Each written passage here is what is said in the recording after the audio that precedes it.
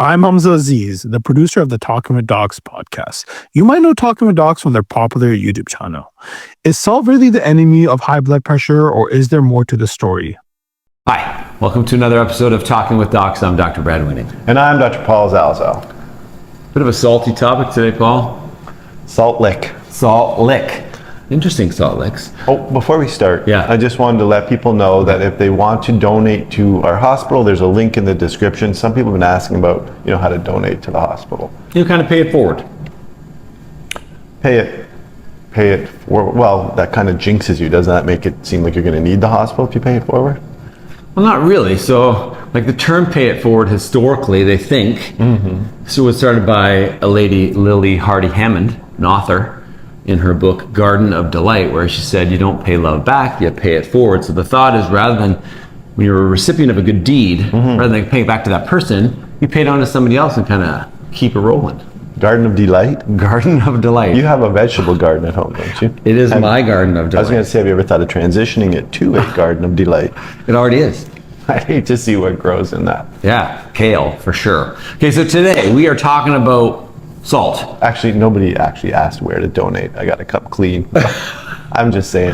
I thought I'd say that to encourage people, but Sure. Just to be transparent. Totally transparent. No one's ever and in asked this. Canada, medicine is not for profit, right? So the hospitals are always looking to raise money to buy stuff. And you don't have to donate to our hospital. Sure. If you enjoy these videos, pay it forward. Sure. Donate to your local hospital. Do something nice for somebody, even not a hospital. Just donate something. Pay it Be nice. backwards if you got to. Just pay it. Okay, so salt. This is not a controversial topic, despite what you might see on other YouTubers' channels who are purported health experts. It is shocking what people will say in order to get people to view. So, salt, excess salt particularly, is not good for you. And we're going to talk a little bit about that today. And it has many, many negative health consequences. And our society is addicted to salt. So salt is sodium chloride, so two molecules. A sodium molecule and a chloride, it's about 40% sodium, 60% chloride. NaCl for those of you in grade 8. Right, so back in the day, we didn't really have salt. We didn't add salt to anything, but as we started to eat more meat and caught wild animals and wanted to preserve them, we didn't have a fridge or a freezer. They used salt to preserve them. And nowadays, particularly restaurants and processed food companies, they salt everything in order to preserve it, but also to flavor it. A big part of your flavor is salt. Especially restaurants, man. Yes. Holy cow, stuff You come is home, salty. you're like so thirsty. The next day, my wife and I would say that. We're like, what the heck? Why am I so thirsty? Osmosis. Yeah. So that's also why there's actually a huge pushback when anyone says anything negative about salt, because these companies rely on salt in order to accomplish some of their goals. Just like sugar industry did, just like the fat industry did. All these industries are designed to make money, and they have to spin or negatively spin real science about salt. So would you say salt is like the first food preservative? I think it was, for sure. So our bodies need actually a very small amount, about 500 milligrams a day. That's like half a gram. Half a gram. A gram is 1 centimeter cubed of water. Right, and 1 gram of refined table salt actually has 2,300 milligrams of salt. So what we need is about a quarter of a teaspoon. That's just what you're putting in your tea in the morning. Right. Tea. No way. No. That's sugar. Avid tea drinker over here. I don't drink a lot of tea. No, don't. You don't because mind. it tastes so salty. Funny. Can't finish it. Okay, so that's ridiculous.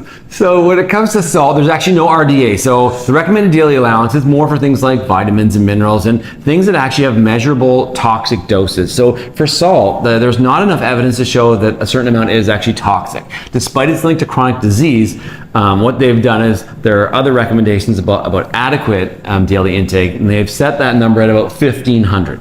Yeah, so... Okay. No, 15. I was going to say, can you venture a guess what the average consumption of salt in the U.S. is? Just because there's more American data than Canadian data. Okay, so you need... We're just as salty. You need 500 milligrams. Yeah. And the average, what was the 1,500? They advise the adequate intake is about 1,500. This is based on a whole bunch of studies, so usually they overshoot what you need. Okay. So I'm going to guess that the average person doubles that. Yes, 3,400 milligrams is the average daily consumption for Americans. And I think they actually say Canadians are even saltier. That's why these pretzels are making me thirsty. Right. So 1,500, that is like, honestly, one piece of bacon. And chicken, ironically, chicken is full of salt. Do you know why chicken is so salty? No. So it's a really interesting thing. It's not because chicken's like salty stuff. It's because chicken producers inject the chicken with salt water in order to plump them up to increase their weight. That's cheating. Yeah, it's a little tricky. So That's why I prefer the wing portion where the salt doesn't get into. So That's not scientific. half of an average sized chicken breast actually has over 800 milligrams of sodium. So already you're at a significant disadvantage, and you haven't even gone out to a restaurant yet. Okay. Get the table salt off your table. Right. So that brings into kind of the next discussion. So a lot of people are like, well, I don't eat the regular salt. I do like kosher salt, which is really just a coarser version of that salt, or I do Himalayan sea salt. Do you know how they make that? From the Himalayas? So the Himalayan pink sea salt is mined from mines in Pakistan. It's the iron oxide that makes it pink. But sea salt is actually from dehydration process of salt water. Of course, that's how you get natural water. But it seems like a long process just to get a bunch of salt. Well, that's how you get salt from the ocean. Yeah, I know. I think they might even do it on like cruise ships. I think they might have like a rapid sort of desalter. Makes that desalinator.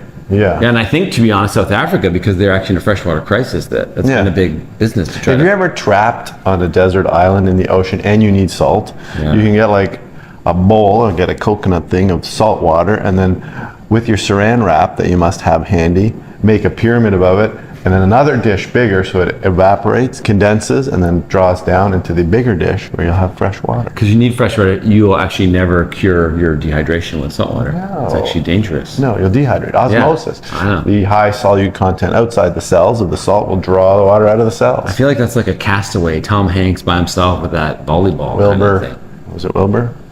No. I don't know, Stan or Dan. No, I don't know. Someone's going to put it in comments, I guarantee. What was his football's name? I know, it's a volleyball. What was his volleyball's name? Okay. I got the name wrong and the ball wrong. That's salt in your tea. Okay, so why does excess salt matter to us? So excess salt is retained by our bodies, and our kidneys are the ones that manage the salt. But if we have excess salt, that comes with excess fluid. That excess fluid leads to excess blood volume, and when our blood volume is bigger, it leads to stiffening of the vessels. Our heart has to work hard. So this increases your risk of high blood pressure, heart disease, stroke, and even stomach cancer. The volume is not the stomach cancer problem, it's the salt, and probably the salt delivery system, particularly the meats, that lead to an direct increased risk of stomach cancer. And some of you might have noticed too, if you have a high salt intake one meal, you get swollen up. You'll have like swelling of your ankles, you'll feel puffy, you'll feel swollen. For sure. And the last thing that excess salt does is, as it is excreted in your urine, a lot of times with it goes calcium. Wilson, nice. Yeah, because that's the company of the name of the. Sorry. You obviously weren't focusing on salt the last 30 seconds. No.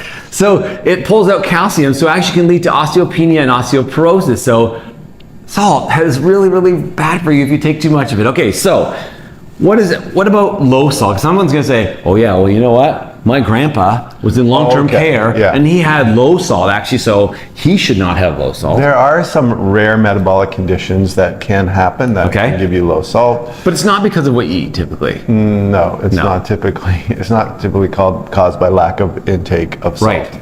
So that's called hyponatremia, and it's usually caused by excess losses, so sweating, vomiting, diarrhea, medications, and like you had mentioned, some more rare metabolic conditions.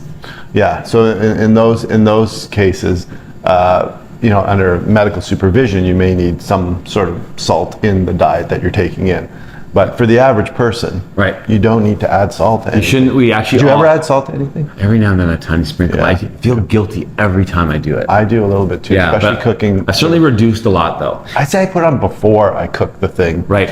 And there are some newer kind of salts, including potassium-based salts that actually have similar taste, but no salt. And that's the potassium-sodium relationship we've talked about before in some of the other high blood pressure videos, is that it swaps out. So potassium foods push out the sodium, that helps reduce your probably not going to be good for you either, because especially if you have kidney disease, you have to watch out for your potassium levels. 100%. So just ease up on normal food. Just don't add salt to your food. Yeah, there you go.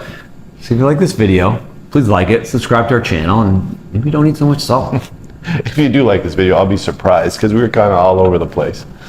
Thanks for sticking it out to the end if you did. And remember, you are in charge of your own health.